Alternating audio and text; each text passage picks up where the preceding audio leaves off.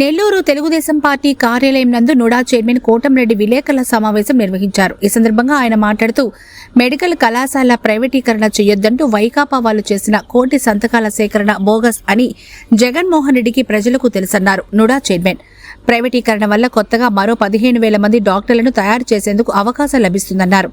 ప్రైవేటీకరణ వల్ల కళాశాల ఆధునీకరణ, ఉపాధ్యాయుల నాణ్యత, విద్యార్థులకు వసతులు మెరుగుపడతాయని సూచించారు.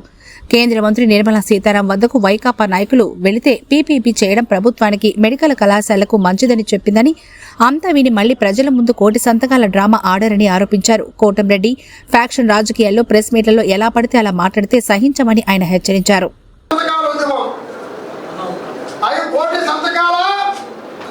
లేకుంటే మన ఎన్నికల్లో నీకు మిగిలిపోయిన పాంప్లెట్లు స్లిప్పులు అని అడుగుతున్నాం.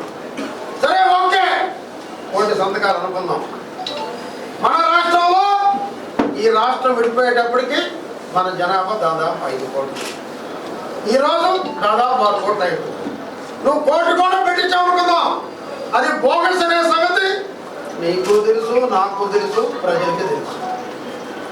బట్ అయితే 5 కోట్ల మంది వ్యతిరేక సమర్థిస్తున్నట్లే కదా. 1 కోటి మంది నువ్వు పెట్టించావు, మిగతా 5 కోట్ల మంది పీపీపీ మోడల్ మెడికల్ కాలేజ్ కోరుకుంటున్నారనే కదా అని అడుగుతున్నాను. నేను ఒకటే అడుగుతున్నా రేవంత్ రెడ్డి గారిని, నువ్వు కేంద్రంలో నీ ఎంపీలతో నిర్మలా సీతారాం గారి దగ్గరికి పంపించావు మెడికల్ కాలేజ్ గురించి. ఆవిడ ఒకటే సమాధానం చెప్పింది, అన్ని పీపీపీ మోడల్ చేస్తున్నాం. ఆంధ్ర రాష్ట్రమే కాదు, ఈ దేశంలో 5 రాష్ట్రాల్లో ఆ మోడల్ అమలు చేస్తున్నాం అని మెత్తని చెప్పుతూ కొట్టి పంపించింది ఎంపీలు. నీకు ఇంకా బుద్ధి రాలేదంటే ఏమి చేయాలో నాకు అర్థం కావట్లేదు. అదేమంటే నేను వచ్చిన 2 నెలల్లో జైలు పంపిస్తాను మెడికల్ కాలేజ్ తీసుకున్న ఓనర్లని. మెడికల్ కాలేజ్ తీసి మెడికల్ కాలేజ్ ఎంతో ఒక డాక్టర్లు తయారు చేసేటటువంటి ప్రైవేట్ యాజమాన్యం జైలుకి పంపిస్తావా? ఈ ఫ్యాక్షనిస్టులకు ఒక అలవాటు ఉందండి. వీళ్ళ జైలుకి పోయేది, ఇంకోరి మీద ఇంకోరి జైలుకి పంపించేది, ఇంకోరి కేసులు పెట్టేది ఈ ఫ్యాక్షనిస్టులకు అలవాటు. ఆ అలవాటు పాపం మన మాజీ ముఖ్యమంత్రి గారికి పోనట్లేదు. వాటిలో అదే అలవాట్లు. నేను ఒకటే అడుగుతున్నా, నువ్వున్న జగన్మోహన్ రెడ్డి గారు, నువ్వున్నటువంటి 5 ఏళ్లలో ఏ గవర్నమెంట్ హాస్పిటల్లో అయినా ఒక దూదు ఉందా చూసేదానికి? కనీసం గవర్నమెంట్ హాస్పిటల్లో బెడ్లుంటే దుప్పట్లుండవు, దుప్పట్లుంటే బెడ్లుండవు, 2 ఉంటే డాక్టర్లు. నేను డాక్టర్లు విమర్శించడం, డాక్టర్లు నేను ఎప్పుడు దేవుడితో సమానంగా చూస్తా. అయితే గవర్నమెంట్ హాస్పిటల్లో ఎంతమంది ట్రీట్మెంట్ చేసుకుంటారు, డాక్టర్లు ఉన్నారా లేదా, అక్కడ పని చేస్తున్న దానికి ఎంతమంది ఇష్టపడుతున్నారు, అక్కడ పని చేసే డాక్టర్లు ప్రైవేట్గా పెట్టుకోవట్లేదా, దాన్ని నిర్మూలించాలని ఎంతో మంది ట్రై చేసినా ఎవరి వాళ్ళని కాలే. అందుకే పేద ప్రజలు కూడా తాళిబొట్టు అమ్ముకోనో, ఉన్న ఆస్తులు అమ్ముకోనో, ఏ అపోలోకో, మెడికవర్కో, నారాయణకో, బోల్యానికి వెళ్తున్నారు తప్ప పెద్ద హాస్పిటల్కి ఎవరు వెళ్ళలేదే. మరి అక్కడ ఒక బోధనా తరగతిలో మంచి డాక్టర్లు లేనప్పుడు, మంచి అధ్యాపకులు లేనప్పుడు మరి ఎంబీబీఎస్ స్టూడెంట్స్ ఎలా తయారవుతారండి? కొత్తగా చెప్పండి. ఒక మంచి స్టూడెంట్స్ ఎలా వస్తారు, ఎలా మంచి డాక్టర్లు అవుతారు చెప్పండి. నేను అడుగుతున్నా జగన్మోహన్ రెడ్డి, ఆ పార్టీని అడుగుతున్నా. 1 సంతకాల్లో డూప్ సంతకాలు పెట్టినటువంటి నెల్లూరు జిల్లా నాయకత్వాన్ని అడుగుతున్నా, చెప్పండి సమాధానం ఈనాడు. అంతేగాని అదే నీకు ప్రైవేట్ ఫరం అయితే, ఏ పార్వతీపురంలోనో ఒక పులివెందుల మెడికల్ కాలేజీకి పోతే అక్కడికి ఎవరు డాక్టర్లు వెళ్తారండి? ఎవరు పోతారండి చెప్పండి? ఏ డాక్టర్కి వాళ్ళ పిల్లల్ని మంచి స్కూల్లో చదివిస్తామన్నదా?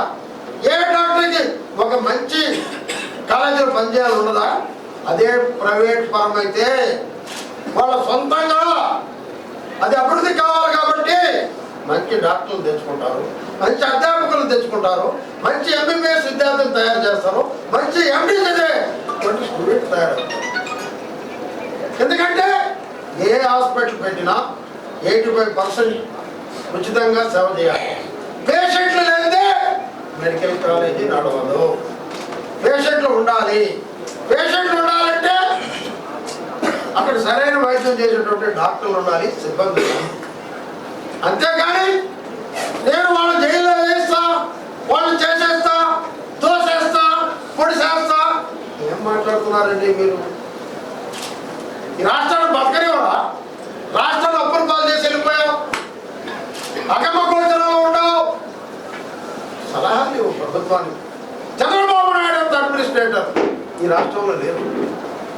ఆయన పరిపాలనాధ్యక్షుడు, బహుశా ముఖ్యమంత్రులు ఈ దేశంలో ఉండరేమో.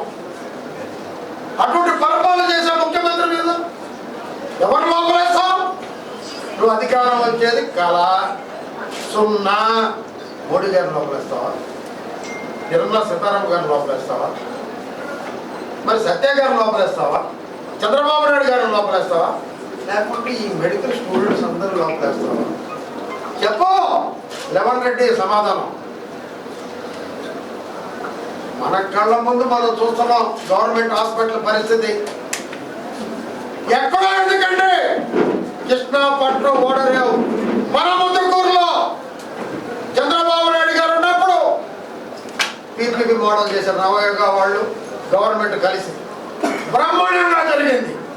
మరి లెవెన్ నుండి వచ్చి దాన్ని ఆదాయానికి అప్పగించాడు, సర్వనాశనం అయిపోయింది. 15,000 ఉద్యోగాలు పోయినాయి మన జిల్లాలో, మన కళ్ళ ముందు 15,000 ఉద్యోగాలు పోయిన సందర్భం ఉంది. దీనికే సమాధానం చెప్తుంది వైసీపీ పార్టీ, జగన్మోహన్ రెడ్డి చెప్పాలి. మరి పోతే చేతగాని ముఖ్యమంత్రి, మీ నాన్నగారు ముఖ్యమంత్రి ఉన్నా కృష్ణాపట్నం ఓడరేవు పీపీపీ మోడలే కొనసాగించారు. నువ్వు ఆదాయ దగ్గర డబ్బులు తీసుకొని అప్పగించి నెల్లూరు జిల్లాను శ్మశానం చేసినటువంటి మహానుభావుడు అయ్యా లెవన్ రెడ్డి. మరి ఇంకోటి చెప్పాడు, ముఖ్యమంత్రిగా చేత కాకుండా తెలుసుకో, ఎందుకంటే గత చరిత్ర కూడా నీకు తెలియాలి. ఏదో మీ నాన్న పేరు చెప్పుకుని ముఖ్యమంత్రి అయ్యేది కాదు. నేదురుమల్లి జనార్దన్ రెడ్డి ముఖ్యమంత్రిగా ఉన్నప్పుడు ఒక్క కళాశాల ఇచ్చి ముఖ్యమంత్రిగా దిగిపోయాడు. నేదురుమల్లి జనార్దన్ రెడ్డి ఎన్ని కళాశాలలు ఇచ్చాడు, ఎందుకు దిగాడు తెలుసా నీకు? నేదురుమల్లి జనార్దన్ రెడ్డి ఇచ్చింది 2 మెడికల్ కళాశాలలో, 6 ఇంజనీరింగ్ కళాశాలలో, ఒక్క కళాశాల వాకాళ్ళలో వాళ్ళన్న పద్మనాభరెడ్డి పేరుతో ఇచ్చాడు. ఇచ్చినప్పుడు సుప్రీంకోర్టు కొట్టేలా వ్యాఖ్య చేసింది. సొంత అన్నకి ఇవ్వచ్చా ముఖ్యమంత్రి గారని ఒక వ్యాఖ్య చేసింది అంతే, కేసు కొట్టేలా. అది తెలుసుకోవడం ముందు గత చరిత్ర. ఆ వ్యాఖ్యకే జనార్దన్ రెడ్డి గారు రాజీనామా చేశారు. మరి ఈరోజు నీ ప్రభుత్వంలో నువ్వు ఉన్నప్పుడు ఎన్ని వ్యతిరేక కోర్టు తీర్పులు వచ్చినాయి, ఎన్ని వ్యతిరేక విధులు వచ్చినా మనకి చలనం లేదు, రాజీనామా చేసేది లేదు, దాని జోలి లేదు. ఆనాటి నైతికలు లేవు, ఒకసారి తెలుసుకో లెవన్ రెడ్డి అని చెప్పి తెలియజేస్తున్నా. మరి ఇలా అడ్డాలు కొట్టుకుంటా పోతే ఏమి ఆగవు, నీ వల్ల ఏం కాదు, నీ నాయకులు ఎవరు ఉండరు. చేసిన తప్పులు సమర్థించుకుంటా పోతున్నావంటే నువ్వు ఒక ముఖ్యమంత్రివా? ఎవరైనా చేసిన తప్పులు వింటారు, సర్దుకోపోతారు. ఇవన్నీ నీలో లేవు. నేను ఒకటే చెప్తున్నా, ప్రైవేట్ కళాశాలలో మీ తాతరం గారు కాదు ఇప్పుడు ఆపేది పీపీపీ మోడల్లో. విద్యార్థుల కోసం చేయాల్సిందే చంద్రబాబు, కేంద్ర ప్రభుత్వం మోడీ గారి సహకారంతో చేస్తారు, చేసి తీరుతారు. ఈ రాష్ట్రంలో అనేక మంది డాక్టర్లు తయారవుతారు, పేదలకు ఉచిత వైద్యం అందుతుంది. నీ పోటీ లెవెన్ రెడ్లు ఆపలేరు. ఇప్పటికైనా బుద్ధి తెచ్చుకొని ఉండకపోతే నువ్వు అధికారం వచ్చేది పగటికలే, నిన్ను ప్రజలే తరిమి కొడతారని కూడా హెచ్చరిస్తున్నారు. మాజీ ముఖ్యమంత్రి జగన్మోహన్ రెడ్డి గారు లెవెన్ రెడ్డి 11 సీట్ల రెడ్డి. మామూలుగా ఒక మాజీ ముఖ్యమంత్రి హోదాలో ఎలా మాట్లాడాలో కూడా తెలియనటువంటి ఏ ముఖ్యమంత్రి ఆయన ఏ పేరు పెట్టి పిలవాలో, మాజీ అనాలో ఇంకో పేరు అనాలో అర్థం కావడం. ప్రెస్ మీట్ లో మాట్లాడితే గబ్బు. సరే, పరిపాలన అంటే చేతగాని పరిపాలన, దద్దం పరిపాలన జరిగిపోయింది. కనీసం ప్రతిపక్ష నాయకుడిగా కూడా పనికిరానేటువంటి వ్యక్తి ఈ రేవంత్ రెడ్డి గారు. ఆయన పగటికల్లా అంటున్నాడు, నేను ముఖ్యమంత్రిని అవుతా, నేను వస్తే 2 సంవత్సరాలు జైలు పంపించా, 2 నెలల్లో జైలు పంపించేస్తా, మెడికల్ కాలేజీ ఎవరు తీసుకున్న ఓనర్లే. యాడికి వచ్చేది నువ్వు? ఇంటికి వస్తావా, నీ ఆఫీస్కి వస్తావా? ఆఫీస్కి వస్తానంటే ఉండవల్లో ఆఫీస్ మూసేసావు, నీ ఇంట్లో రూమ్ పెట్టుకున్నావు, ఎక్కడికి రాలేవు, ఈ జన్మలో ముఖ్యమంత్రి కాలేవు. అయితే ఈ రాష్ట్రంలో మెడికల్ కాలేజీలు లేక ఇంకా పిల్లలు చదువుకోవాలంటే గతంలో ముఖ్యమంత్రిగా నువ్వు జగన్మోహన్ రెడ్డి 17 కళాశాలను అనుమతించావు, మంచిదే. వాటి మీద లోన్లు తెచ్చావు, ముందు గోడలు మిగిలించావు, వెళ్ళిపోయావు.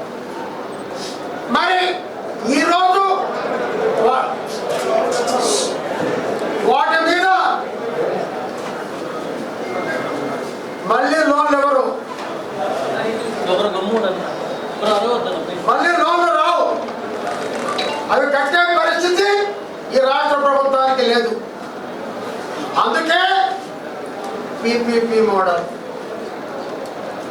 ప్రైవేట్ ప్రభుత్వం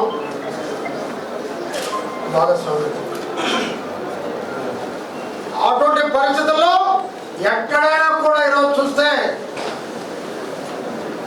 ఓడరేవులు కానివ్వండి, ఎయిర్పోర్ట్లు కానివ్వండి, ప్రభుత్వం నిర్వహించే పరిస్థితి కనపడాలా.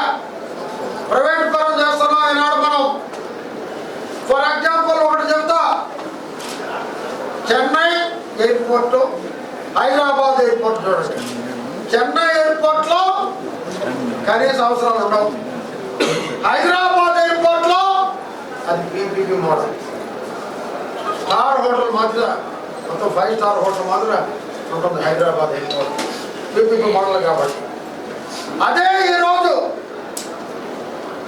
ఈ మెడికల్ కాలేజీ ప్రైవేట్ పరం చేయడం ద్వారా ఈ 17 కళాశాలలో 1700 మంది విద్యార్థులు పెరిగే అవకాశం ఉంది. ఒక 1700 మందిని ఎక్స్ట్రా డాక్టర్లు చేస్తాం. మన రాష్ట్రంలో 1923లో ఒక మెడికల్ కాలేజ్ స్థాపించారు ఆనాటి ప్రభుత్వం, బ్రిటిష్ ప్రభుత్వం. అయితే మరి ఈ 100 ఏళ్లలో అనేక కళాశాలలు వచ్చిన 6900కి మించి సీట్లు లేవు. ఈ 17 కళాశాలల్లో వస్తే ఇంకా 1700 సీట్లు పెరుగుతాయి. మరి